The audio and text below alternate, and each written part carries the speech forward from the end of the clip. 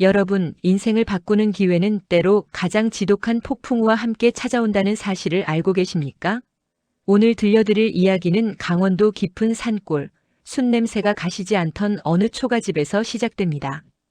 이 나라의 운명을 바꾼 그날 밤의 비밀, 지금 바로 문을 열어보겠습니다. 옛적 강원도 첩첩산중이라 해가 지면 산짐승 소리밖에 들리지 않는 외딴 곳에 덕구라는 청년이 살았습니다. 덕구의 손은 늘 검은 숟가루가 박혀 거칠었지만 그 마음은 산 정상의 맑은 샘물 같았지요. 부모님을 일찍 여의고 물려받은 것이라곤 낡은 숯가마 하나뿐이었으나 그는 배고픈 산새들에게 곡식을 나눠주고 덫에 걸린 노루를 풀어주며 살았습니다. 마을 사람들은 그를 숯쟁이 바보라 불렀지만 덕구는 그저 허허 웃으며 숯을 구울 뿐이었습니다. 그러던 어느 무더운 여름날 밤이었습니다. 낮에 후텁지근함이 가시기도 전에 하늘이 갑자기 검은 먹구름으로 뒤덮이더니 마치 용이 승천하듯 시퍼런 번개가 내리쳤습니다. 아이고, 이놈의 비가 숯가마까지 삼키려나 보네.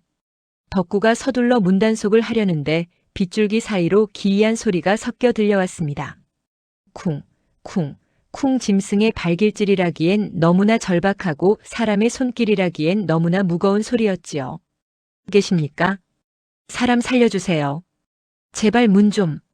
덕구가 문을 열자마자 비바람이 방 안으로 들이쳤습니다. 그 문 앞에 서 있는 것은 형색은 거지였으나 기운은 호랑이 같은 노파였습니다. 노파는 자기 몸집만 한 커다란 나무 괴짝을 보찜처럼 등에 지고 있었는데 빗물에 젖은 수건 사이로 빛나는 눈동자가 덕구의 심장을 꿰뚫는 듯 했습니다. 이상하지 않습니까? 노인네가 짊어지기엔 너무나 무거워 보이는 저 괴짝. 비에 젖어 검게 빛나는 저 나무 괴짝 속에는 대체 무엇이 들어있기에 노파는 자기 몸이 젖는 것은 아랑곳하지 않고 괴짝부터 가슴으로 감싸 안은 것일까요? 방 안으로 들어온 노파는 떨리는 손으로 품 안을 뒤적였습니다. 그리고는 덕구 앞에 무언가를 툭 내놓았지요. 그것은 진흙 속에 박혀 있어도 감출 수 없는 광채를 뿜는 황금 가락지였습니다. 노파 총각. 내 갈 길이 급해 염치불구하고 일이 찾아왔소. 이 가락지를 줄 테니 오늘 밤 하룻밤만 여기서 묵어가게 해주시오. 아니, 내가 죽더라도 이 괴짝만큼은 비 한 방울 안 맞게 해줄 수 있겠소? 숯을 팔아 몇 푼 벌지도 못하는 덕구에게 그 금가락지는 집을 열 채도 더 살 수 있는 큰돈이었습니다. 하지만 덕구는 가락지를 노파의 손에 다시 쥐어주었습니다. 할머니, 이 험한 밤에 사람 목숨 구하는 게 먼저지 어찌 이런 귀한 걸 탐내겠습니까? 어서 이 뜨끈한 아랫목에 앉으세요. 괴짝은 제가 이부자리로 덮어두겠습니다. 덕구는 자기 이불을 꺼내 괴짝을 정성껏 덮어주었습니다. 그런데 노파가 잠시 부엌으로 나간 사이 덕구는 귀를 의심했습니다. 아니, 이게 무슨 소리지? 괴짝 속에서 사람 숨소리가 들리는데? 괴짝 안에서 들려오는 작고 가냘픈 아기의 숨소리. 노파는 덕구의 손을 꽉 잡으며 피 섞인 듯한 목소리로 마지막 당부를 남깁니다. 총각, 만약 무슨 일이 생기거든 이 괴짝을 목숨 걸고 지켜주게. 이 안에는 이 나라의 운명이 담겨 있다네. 이 한마디가 평범한 숫쟁이 청년 덕구의 삶을 어떤 폭풍우 속으로 몰아넣을까요? 이제 그 금지된 괴짝의 자물쇠가 열립니다. 폭풍우가 몰아치던 밤이 지나고 산골의 아침은 지독하리만치 고요했습니다. 하지만 그 고요함은 폭풍 전야의 그것과 같았지요. 덕구가 눈을 떴을 때 어젯밤의 기묘한 손님은 마치 신기루처럼 사라지고 없었습니다. 방 안에는 오직 눅눅한 습기를 머금은 커다란 괴짝만이 덩그러니 남겨져 있었죠. 덕구는 눈을 비비며 아랫목을 살폈습니다. 따뜻한 온기가 남아있어야 할 자리엔 차가운 바닥뿐이었고 노파가 덮고 잤던 누더기 옷가지만이 허물처럼 벗겨져 있었습니다. 할머니, 할머니 어디 계세요? 마당으로 뛰어나갔지만 밤새 내린 비에 씻겨 내려간 건지 노파의 발자국조차 보이지 않았습니다. 덕구는 등줄기에 서늘한 소름이 돋았습니다. 꿈이었나? 싶어 방으로 돌아온 순간 구석에 놓인 괴짝이 덕구의 시선을 붙들었습니다. 어젯밤 노파가 나라의 운명이라 말했던 그 무거운 나무 상자였습니다. 덕구가 조심스레 손을 뻗자 굳게 잠겨있던 자물쇠가 마치 주인을 알아보듯 툭 하고 바닥으로 떨어졌습니다. 심장 소리가 귓가에 울릴 정도로 크게 들려왔지요. 덕구는 마른 침을 삼키며 괴짝의 뚜껑을 들어 올렸습니다. 그 안에는 금은 보아도 무서운 흉기도 없었습니다. 아니, 이럴 수가. 아기잖아. 눈부시게 하얀 비단요 위에 갓 태어난 듯한 아기가 곤히 잠들어 있었습니다. 산골의 거친 흙빛과는 전혀 다른 마치 달빛을 빚어 만든 듯 투명하고 뽀얀 살결을 가진 아기였습니다. 여러분 상상해 보십시오. 평생 장가도 못 가고 숨만 굽던 노총각의 방에 하늘에서 떨어진 듯 귀한 아기가 나타난 겁니다. 그런데 이상한 점이 한둘이 아니었습니다. 아기가 입은 베네 저고리에는 평민은 감히 눈에 담지도 못할 황금색 용무늬가 수놓아져 있었고 아기의 가슴팍에는 영롱한 빛을 내뿜는 옥패가 놓여 있었으니까요. 덕구는 떨리는 손으로 아기를 안아 올렸습니다. 아기는 잠결에도 덕구의 새끼손가락을 꽉 쥐었습니다. 그 작은 온기가 덕구의 심장으로 전해지는 순간 덕구는 깨달았습니다. 이 아이는 버려진 것이 아니라 누군가 목숨을 걸고 맡긴 것이라는 사실을 말이죠. 아가, 내 부모는 어디 가고 이 험한 산골까지 왔느냐? 이용 그림이며 옥패며 너를 데려가려 하는 놈들이 무서운 놈들인 모양이구나. 걱정 마라. 이 아비가, 아니, 이 못난 숫쟁이가 내 울타리가 되어주마. 덕구는 아기의 가슴에 새겨진 옥패의 글자를 더듬거렸습니다. 무진. 호탕하고 보배롭다는 그 이름을 입안으로 몇 번이고 되뇌었습니다. 그날부터 덕구의 삶은 180도 달라졌습니다. 숯가마를 돌보는 틈틈이 아기를 업고 아랫마을로 내려가 젖동량을 다녔습니다. 아이고 덕구 총각. 아니 총각이 어디서 이런 귀티나는 애기를 데려왔대? 혹시 어디서 훔쳐온 거 아니야? 이글쎄 말이야. 얼굴 좀 봐. 우리네 애들이랑은 때깔부터 다르네. 이것은 도둑놈 자식 아니면 역적놈 자식 아냐? 수군거리는 소리가 덕구의 귀를 때렸지만 덕구는 그저 아기의 포대기를 더 단단히 여밀 뿐이었습니다. 그는 알고 있었습니다. 이 아이의 존재가 알려지는 순간 어젯밤 그 폭풍우보다 더 무서운 피바람이 불어올지도 모른다는 것을요. 숯가루 날리는 초가집 아래에서 자라게 된 왕가의 핏줄. 그런데 말입니다. 무진이가 자라면서 마을에는 기이한 소문이 돌기 시작합니다. 덕구의 집 마당 아래 밤마다 커다란 새끼 호랑이 한 마리가 나타나 아이를 지킨다는 소문이었죠. 숲의 왕이라 불리는 호랑이가 왜 이 미천한 숫쟁이의 집을 지키는 것일까요? 세월은 무심하게 흘러 어느덧 3년이 지났습니다. 숫쟁이 덕구의 초가집에는 웃음소리가 끊이지 않았지만 마을 사람들 사이에서는 흉흉하고도 기이한 소문이 돌기 시작했습니다. 밤마다 덕구의 집 근처에서 짐승의 낮은 울음소리가 들리고 산짐승들이 그 집 근처만 가면 혼비백산하여 도망친다는 것이었죠. 대체 덕구의 초가집 아래에는 무엇이 살고 있는 걸까요? 상세 묘사 초가집 아래 둥지를 튼 새끼 호랑이. 사건의 시작은 무진이가 걸음마를 떼기 시작한 어느 날이었습니다. 덕구가 숯가마를 보러 간 사이 마당에서 놀던 무진이가 집 밑 툇마루 구석으로 기어 들어갔습니다. 뒤늦게 돌아온 덕구가 가슴이 철렁 내려앉아 무진이를 찾았을 때 그는 자신의 눈을 의심했습니다.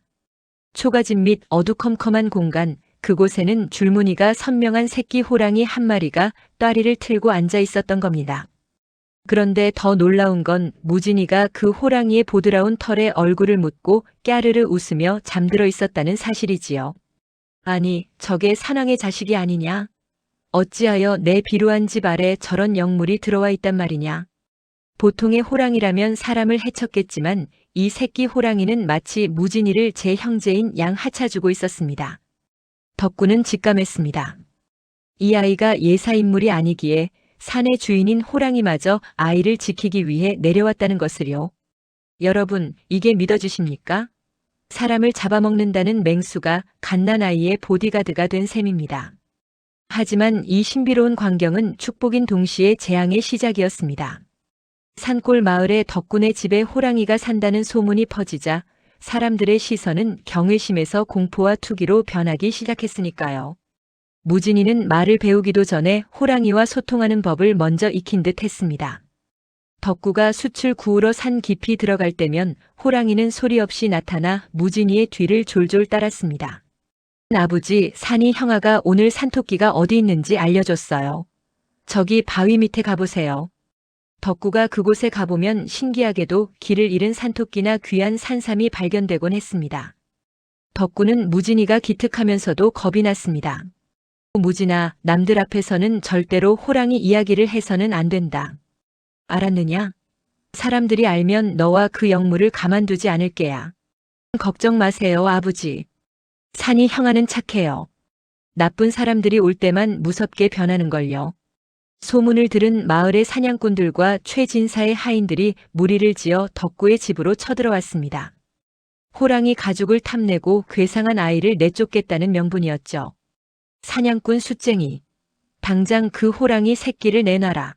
사람이 사는 마을에 맹수를 키우다니 마을을 다 망칠 셈이냐.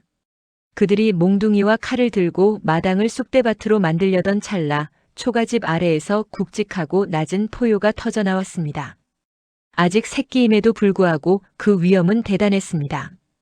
호랑이가 앞발을 내딛자 사냥꾼들은 혼비백산하여 뒤로 넘어졌습니다. 그때 무진이가 호랑이의 목을 껴안으며 앞을 막아섰습니다. 무진, 우리 형아 괴롭히지 마세요. 잘못한 건 당신들이잖아요. 모르는 아이의 외침이었지만 그 눈빛에는 왕가의 핏줄만이 가질 수 있는 서슬퍼런 기운이 서려 있었습니다. 장성한 사내들이 고작 5살짜리 아이의 기세에 눌려 엉금엉금 도망을 쳤지요. 호랑이의 비호를 받는 아이, 그리고 그 아이를 품은 숫쟁이. 이 소문은 결국 산골을 넘어 한양의 권력자들의 귀에까지 들어가게 됩니다. 호랑이가 지키는 아이라니 혹시 우리가 놓친 그 왕손이 아닐까? 탐욕스러운 자들의 칼날이 이제 본격적으로 이 조용한 산골을 향하기 시작합니다. 평화는 유리그릇 같아서 가장 아름다울 때 깨지기 마련입니다. 산골 마을의 기이한 소문은 바람을 타고 한양의 궁궐 담장 너머까지 흘러들어갔습니다. 10여 년 전 피해 숙청에서 살아남은 마지막 왕손을 뿌리 뽑으려던 간신 조대감의 귀에 호랑이가 지키는 아이 이야기가 들린 것이죠. 이제 평화롭던 산골에 피냄새를 풍기는 자객들이 발을 들이기 시작합니다. 마을 입구에 낯선 사내들이 나타났습니다. 비단 옷을 입었으나 허리춤에는 날카로운 칼을 찬 살기등등한 자들이었지요. 그들은 마을 주막에 앉아 최진사를 불러들였습니다. 자객 대장 최진사라 했나? 이 마을에 호랑이와 함께 산다는 아이, 그놈이 어디 있는지 불어라.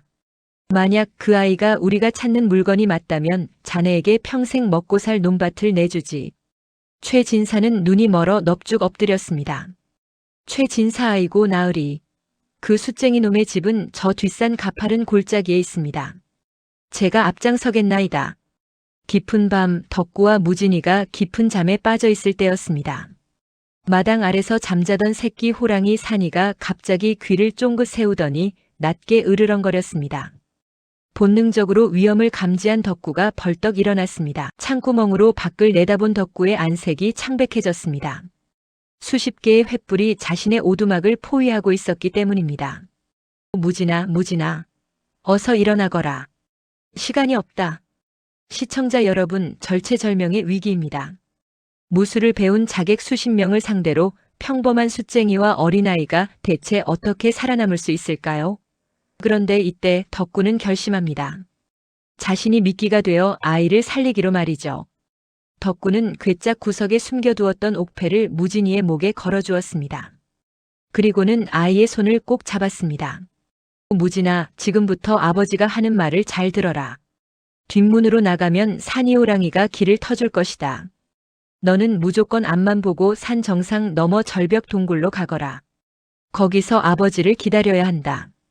알겠느냐? 아버지. 아버지는요? 같이 가야죠. 나는 여기서 저놈들을 막아야 한다. 걱정 마라. 이 아버지는 숯가마 열기도 견딘 사람이다. 적각 불장난에 지지 않아. 덕구는 무진이를 억지로 뒷문 밖으로 밀어냈습니다. 산속에서 나타난 새끼 호랑이 산이가 무진이의 옷자락을 물고 어둠 속으로 이끌었습니다. 자객들이 문을 박차고 들어왔습니다. 방 안에는 덕구가 홀로 숯을 굽던 지팡이를 들고 서 있었습니다. 자객 대장 아이는 어디 있느냐? 그 옥패를 가진 아이를 내놓으면 목숨만은 살려주마. 이놈들. 근본도 모르는 자들이 어디라고 감히 왕가이. 아니, 내 아들의 이름을 함부로 부르느냐. 내 죽어도 너희들에게 무진이를 내줄 순 없다. 분노한 자객들이 초가집에 불을 질렀습니다. 불길이 순식간에 번져나갔고 덕구는 뜨거운 열기 속에서도 문 앞을 지키며 자객들의 앞을 가로막았습니다. 덕구의 온몸에 상처가 났지만 그는 끝까지 비명을 참으며 무진이가 멀리 도망갈 시간을 벌었습니다. 활활 타오르는 불길 속에서 덕구는 쓰러졌습니다. 멀리 산 위에서 이 광경을 지켜보던 무진이의 눈에 핏발이 섰습니다. 아버지를 두고 떠나야 하는 어린 왕손의 가슴에 복수와 슬픔의 불꽃이 피어오르는 순간이었죠. 불타는 집안에서 쓰러진 덕구에게 생각지도 못한 누군가가 손을 내밉니다. 불길은 모든 것을 집어삼킬 듯 타올랐고 덕구는 매캐한 연기 속에서 정신을 잃어갔습니다. 무진아, 제발 살아다오. 덕구의 마지막 기도가 하늘에 닿았던 것일까요? 바로 그 순간 불타는 석가래가 무너져 내리기 직전 정체 모를 그림자들이 화마 속으로 뛰어들었습니다.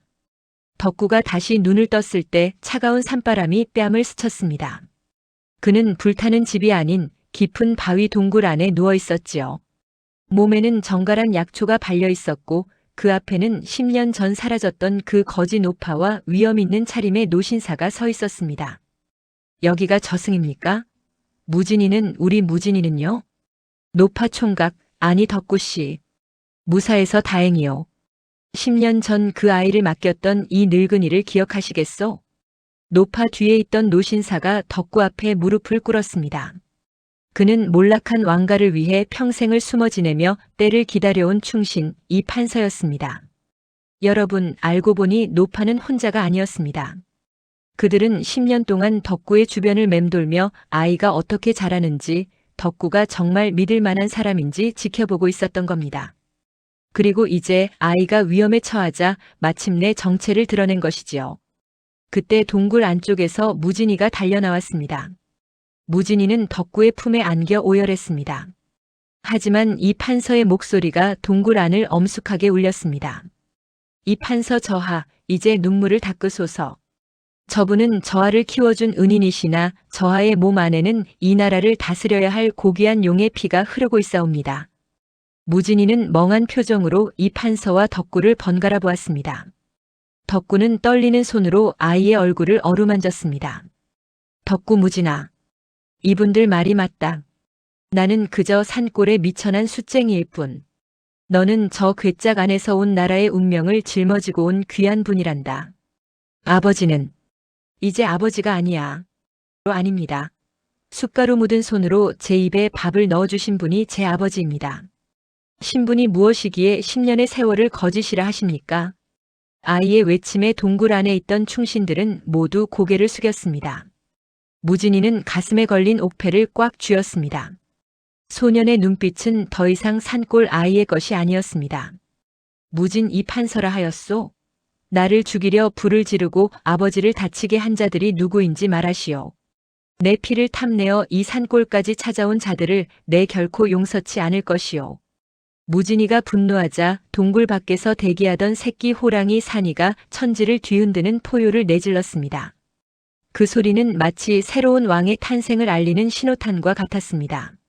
슬픔을 딛고 일어선 10살 소년의 어깨에 한나라의 무게가 내려앉았습니다. 무진은 이제 도망치는 아이가 아니라 빼앗긴 제자리를 찾으려는 어린 사자가 되기로 결심합니다. 하지만 자객들은 아직 산을 내려가지 않았습니다. 최진사와 손을 잡은 그들은 동굴의 위치를 파악하기 시작했죠. 무기와 군사력의 압도적 열세, 동굴 밖은 여전히 자객들의 횃불로 대낮처럼 밝았습니다. 자객 대장은 비열한 미소를 지으며 동굴 입구를 조여왔지요. 쥐새끼처럼 숨어봐야 연기에 질식할 뿐이다. 하지만 그들이 간과한 것이 있었습니다. 이 산골짜기에는 왕손 무진이만 있는 것이 아니라 그와 10년을 함께 살아온 진짜 이웃들이 있었다는 사실을 말이죠. 자객들이 동굴 안으로 유황불을 던지려던 찰나 산 아래에서 수백 개의 불꽃이 일렁이며 올라오기 시작했습니다. 곡괭이와 낫 그리고 숯 굽던 집게를 들고 나타난 마을 사람들이었습니다. 평소 덕구에게 은혜를 입고 무진이에게 글을 배웠던 가난한 백성들이 제 자식 같은 아이를 지키기 위해 목숨을 걸고 산을 오른 것입니다. 이 천하의 몹쓸 놈들아. 죄 없는 아이와 덕구를 죽이려 들다니 하늘이 두렵지도 않으냐? 이 이놈들이 미쳤나? 이분들은 한양에서 오신 높은 분들이다. 당장 길을 비켜라. 그때 동굴 안에서 짙은 안개가 뿜어져 나오더니 무진이가 천천히 걸어 나왔습니다. 그 곁에는 거대한 위용을 뽐내며 털을 고추세운 호랑이 산이가 소리 없이 걷고 있었죠. 백성들을 물러나게 하라. 나를 찾는 자가 누구냐? 무진의 말 한마디에 자객들의 말들이 앞발을 들며 히히거렸습니다. 짐승들은 이미 본능적으로 느끼고 있었습니다. 눈앞의 아이가 평범한 인간이 아닌 산의 주인과 나라의 주인이 합쳐진 존재라는 것을요. 죽여라. 저 아이만 죽이면 모든 게 끝난다. 자객들이 칼을 휘두르며 달려들자 무진이 손을 번쩍 들었습니다. 그 신호와 동시에 호랑이 산이가 자객들의 머리 위로 거대한 몸을 날렸습니다. 여러분 보십시오. 화려한 무술을 자랑하던 자객들이 새끼 호랑이. 아니, 이제는 영물로 거듭난 산이의 앞발질 한 번에 추풍낙엽처럼 쓰러집니다. 최진사는 겁에 질려 오줌을 지리며 나무 뒤로 숨었지만 분노한 백성들이 그를 가만둘 리 없었지요. 무진 너희의 주군에게 전하라. 내 조만간 한양으로 가 그 죄를 물을 것이니 목을 닫고 기다리라 일러라. 부상을 입은 채 동굴 입구에서 이 광경을 지켜보던 덕구는 가슴이 벅차올랐습니다. 무진이는 자객들의 칼날 앞에서도 눈 하나 깜짝하지 않고 위엄을 지켰습니다. 괴짝 속에 버려졌던 아이가 이제 스스로 괴짝을 부수고 나왔다고. 살아남은 자객들은 무진의 기세와 호랑이의 포효에 눌려 무기를 버리고 산 아래로 도망치기 바빴습니다. 최진사는 마을 사람들에게 붙잡혀 포승줄에 묶인 채 끌려갔지요. 산골의 작은 초가집에서 시작된 불길은 이제 세상을 바꿀 거대한 들불이 되었습니다.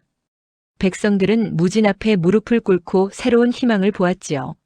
하지만 승리의 기쁨도 잠시, 무진은 이제 정든 산골을 떠나 피바람이 부는 한양 궁궐로 향해야 합니다. 그리고 그 곁에는 10년을 함께한 아버지 덕구가 서 있습니다. 산골의 불길이 꺼지고 새벽이 찾아왔습니다. 하지만 그 새벽은 이전과는 달랐습니다. 무진의 앞에는 화려한 비단으로 치장된 왕실의 가마가 기다리고 있었고 그 뒤로는 수백 명의 호위 무사가 머리를 조아리고 있었지요. 어제까지만 해도 숟가루를 묻히며 뛰놀던 소녀는 이제 한 나라의 주인이 되기 위한 첫발을 내딛어야 합니다. 이 판서와 충신들은 무진을 서둘러 가마에 태우려 했습니다. 한양의 정세가 급박했기에 한시라도 빨리 궁으로 들어가 정통성을 세워야 했기 때문입니다. 하지만 무진은 화려한 가마를 뒤로하고 구석에서 낡은 지팡이를 짚고 서 있는 덕구에게 다가갔습니다. 덕구는 혹여나 자신의 검은 손이 무진의 비단옷을 더럽힐까봐 자꾸만 손을 뒤로 감추며 멀찌감치 물러섰습니다. 저하, 어서 가셔야지요. 이제 이곳은 저하가 계실 곳이 아닙니다. 저 대궐 같은 집으로 가셔서 고기 반찬 드시고 따뜻하게 지내셔야지요. 덕구는 기쁘면서도 가슴 한구석이 도려져 나가는 것 같은 아픔을 느낍니다. 하지만 무진은 달랐습니다. 무진은 주변의 만류에도 불구하고 흙바닥에 무릎을 꿇었습니다. 그리고는 덕구를 향해 정중하게 큰 절을 올렸습니다. 주변에 있던 신하들이 당황하며 술렁였지만 무진의 목소리는 단호했습니다. 아버지, 저를 괴짝에서 꺼내 생명을 주신 것도 아버지요. 숫 연기 속에서 정직을 가르쳐 주신 것도 아버지입니다. 궁궐에 수천 명의 신하가 있다 한들 제 마음속 깊은 곳을 지켜주실 분은 오직 당신 한 분뿐입니다. 무진은 품 안에서 보물보다 귀하게 간직했던 낡은 숫 조각 하나를 꺼내 덕구의 손에 쥐어주었습니다. 이 숫의 온기를 잊지 않겠습니다. 아버지가 구운 숫이 세상을 따뜻하게 하듯 저 또한 백성들을 따뜻하게 데우는 임금이 되겠습니다. 그러니 부디 몸 건강히 저를 기다려 주십시오. 무진이 탄 가마가 산등성이를 넘어 한양으로 향할 때 마을 어귀 바위 위에서는 호랑이 산이가 길게 하울링을 하며 그를 배웅했습니다. 그 후 무진은 궁으로 돌아가 간신들을 척결하고 억울하게 죽은 부모의 명예를 회복했습니다. 그는 역사에 길이 남을 성군이 되었지요. 하지만 그는 매년 가을이 되면 화려한 궁중 음식을 수레에 가득 싣고 그 깊은 산골 마을을 찾았습니다. 사람들은 그 마을을 왕을 키운 마을이라 하여 왕화촌이라 불렀고, 덕구는 죽는 날까지 무진이 보내준 비단옷 대신 낡은 무명옷을 입고 무진이 준 숯 조각을 머리맡에 두고 잠들었다고 합니다. 괴짝 속에 갇혀 죽을 운명이었던 아기는 가장 낮은 곳에서 가장 따뜻한 사랑을 먹고 자라 가장 높은 곳에 올랐습니다. 진짜 귀한 신분이란 비단옷에서 나오는 것이 아니라 자기를 키워준 은혜를 잊지 않는 그 마음에서 나오는 것이 아닐까요? 오늘 여러분의 마음속에는 어떤 괴짝이 놓여 있습니까? 그 안에 담긴 것은 욕심입니까? 아니면 덕구와 같은 사랑입니까? 긴 시간 함께 해주셔서 감사합니다.